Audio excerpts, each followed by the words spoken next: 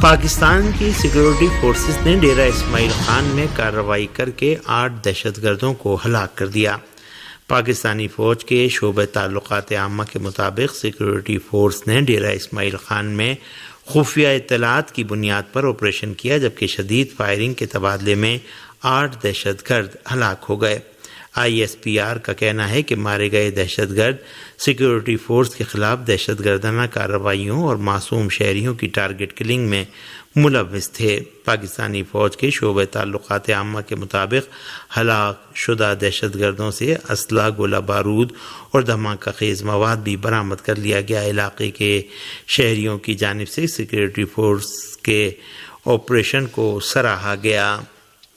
ہندوستان کے زیر انتظام کشمیر کے علاقے لداخ کے ضلع لیہ میں دفعہ 144 نافذ کر دی گئی۔ ہندوستان کی مرکزی حکومت کے زیر انتظام کشمیر کے علاقے لداخ کے لیہ ضلع میں مقامی انتظامیہ نے سماجی کارکن سونم واگچوک کی جانب سے مارچ نکالنے کے اعلان سے پہلے دفعہ 144 نافذ کر دی۔ 3 ہفتے سے بھوک ہڑتال پر بیٹھے سماجی کارکن سونم واگچوک نے 27 مارچ کو اپنی بھوک ہڑتال ختم کر دی تھی۔ دنیا کے مختلف ممالک میں جملہ امریکہ اور برطانیہ میں جمعۃ الوداع کو عالمی یوم القدس منایا گیا۔ اس موقع پر نکلنے والی ریلیوں اور مظاہروں میں مختلف ادیان و مذاہب کے پیرووں اور سماجی و ثقافتی تنظیموں اور شخصیات نے حصہ لیا اور آزادی فلسطین کے لیے آواز بلند کی۔ عالمی یوم القدس کے موقع پر امریکہ میں نکالی جانے والی ریلیوں میں شہر نیو یارک کے باشندے ٹائمز اسکوائر پر اکٹھا ہوئے تھے تاکہ ایک بار پھر ملت فلسطین کے اہداف سے تجدید عہد کریں اور غزہ میں گزشتہ 6 مہینے سے جاری اسرائیل کے وحشیانہ حملوں اور امریکی حکومت کی جانب سے غاصب صہیونی حکومت کی حمایت پر اپنے غم و غصے و نفرت و بیزاری کا اعلان کریں۔ اس ریلی میں میڈیکل گروپ سے وابستہ افراد بھی موجود رہے تاکہ غزہ میں اسرائیل کی نسل کشی پر اپنا احتجاج ریکارڈ کرائیں۔ برطانیہ میں بھی ہزاروں مسلمان روزہ داروں اور دیگر مذاہب کی سماجی و شہری شخصیات، جنگ مخالف اور انسانی حقوق کی حامی تنظیموں اور صہیونی حکومت کی مختلف یہودی و عیسائی شخصیات نے عالمی یوم القدس کی مناسبت سے مرکزی لندن کی سڑکوں پر نکالی جانے والی ریلیوں میں حصہ لیا اور اسرائیل مرد آباد کے نعرے لگائے۔ اس موقع پر یہودی مذہبی رہنماؤں نے اسرائیل کا پرچم نذر آتش کیا اور احتجاج کے طور پر اسے اپنے پیروں سے رون ڈالا۔ وہ اپنے ہاتھوں میں ایسے پلے کارڈز اٹھائے ہوئے تھے جن پر اسرائیل مخالف نعرے درج تھے۔ اس ریلی میں یہودی مذہبی رہنما نعرے لگا رہے تھے کہ یہودی مذہب صہیونزم سے الگ اور فلسطین میں جرائم کا مخالف ہے۔ روس میں بھی عالمی یوم القدس کے موقع پر کازان اور آستراخان شہروں میں ریلیاں نکالی گئیں۔ اس موقع پر صہیونی حکومت کے وحشیانہ اقدامات اور مظالم کی مذمت کی گئی اور عالمی برادری کی خاموشی پر شدید برہمی کا اظہار کیا گیا۔ بوسنیا ہرزیگوینا میں بھی ہزاروں روزہ دار مسلمانوں نے دنیا بھر کے حریت پسندوں کی آواز میں آواز ملاتے ہوئے شہر سارایوو میں منعقدہ عالمی یوم القدس کی ریلیوں میں حصہ لے کر ایک بار پھر فلسطین کے مظلوم عوام کے ساتھ اپنی یکجہتی کا اعلان کیا۔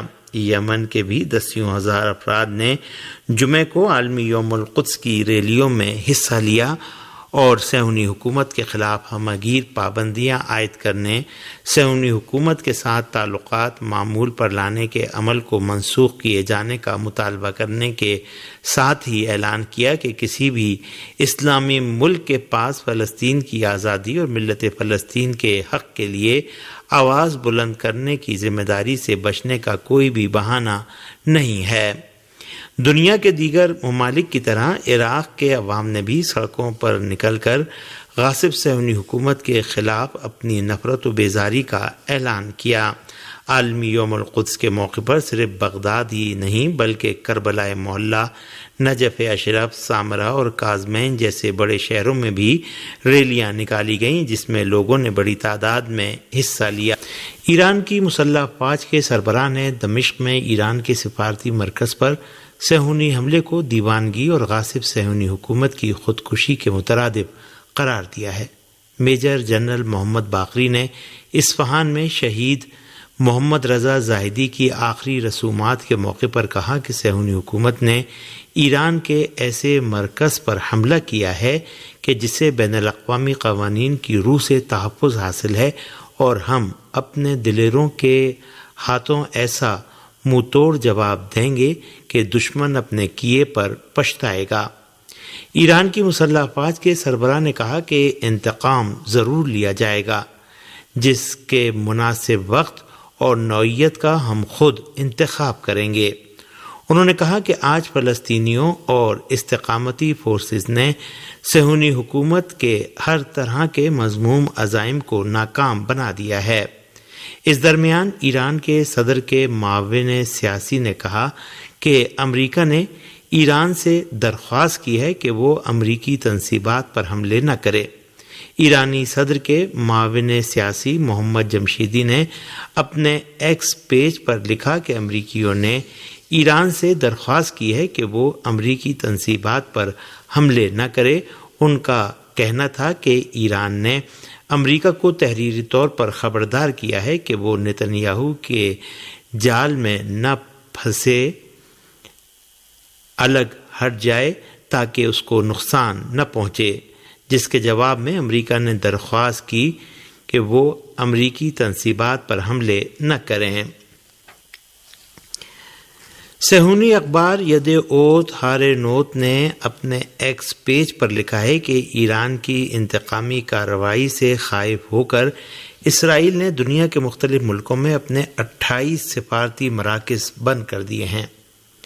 صہیونی حکومت کے ٹی وی چینل 12 کے حوالے سے ہمارے نمائندے کی رپورٹ کے مطابق صہیونی حکومت کے خلاف رہبر انقلاب اسلامی کے انتباہ اور ایرانی مجاہدین کے ہاتھوں صہیونی حکومت کو سزا ملنے کے تعلق سے ان کی تاکید اور اس اعلان کے بعد کہ ایران کی جوابی کارروائی صہیونی حکومت کو پچھتانے پر مجبور کر دے گی، غاصب صہیونی حکومت نے ایرانی انتقامی کارروائی سے خائف ہو کر کئی ملکوں سے اپنے سفارتکاروں کو واپس بلا لیا ہے۔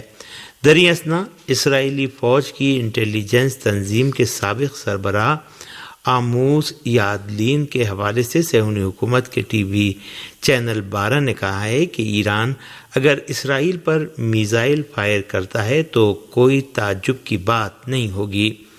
یادلین نے کہا کہ ممکن ہے کہ جمعۃ الوداع کے موقع پر حزب اللہ لبنان کو آغاز جنگ کا حکم دے دیا گیا ہو۔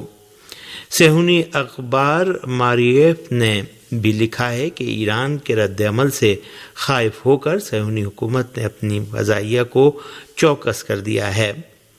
بعض صہیونی ذرائع کا کہنا ہے کہ ماہ رمضان ختم ہونے سے پہلے ہی ایران جوابی کارروائی کر سکتا ہے۔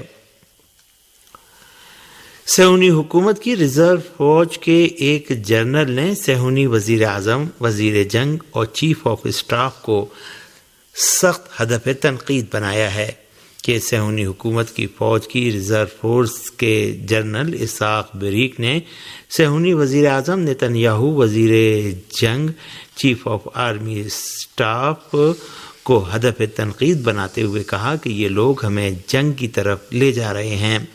اسحاق بریک نے کہا کہ جب تک احساسات، جذبات، سیاسی مفادات، تکبر اور موزوری کا دورہ رہے گا، اس وقت تک حقیقت کے لیے کوئی جگہ نہیں ہوگی اور تاریخ فوجی و سیاسی راستے سے جس میں ہم داخل ہو چکے ہیں نکلنا ممکن نہیں ہوگا۔ انہوں نے کہا کہ نتنیاہو، گلانت اور حالی وے کوئی اسٹریٹجی نہ ہونے اور حقائق سے فرار کرنے کے باعث اس طرح کا رویہ اختیار کیے ہوئے ہیں۔ انہوں نے کہا کہ نتنیاہو بھی وہم و گمان اور اپنی سیاسی بقا کے لیے کچھ بھی کر سکتے ہیں۔